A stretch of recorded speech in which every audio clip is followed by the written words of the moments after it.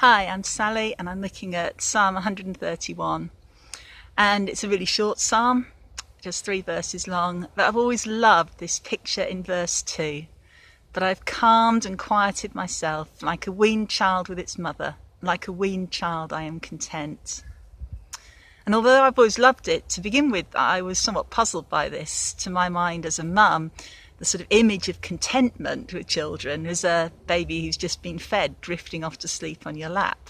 Probably because I was also content at that point because I was about to get some peace and quiet. But this child in the psalm is a weaned child, an older child, sitting on the mother's lap. And it got me thinking about my relationship with God. When my children were little, maybe it was just my kids, but when they were tiny, they'd sit on my lap briefly, but then they'd remember that this was the source of all food and drink right in front of them, and they'd start fretting to be fed.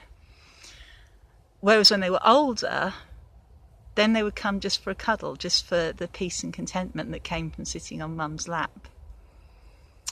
And so often I come to God not like the weaned child, but like the child with a list of demands. I come, maybe sit in his presence briefly, but then I want him to sort the world out for me. But what I'd like to be like is the child in the psalm who comes not with demands, but just for the pleasure of being with the parent, who comes and sits on God's knee just to enjoy him, to quieten myself there, and to find security and contentment in just being with him, rather than in a list of what I'd like him to do for me.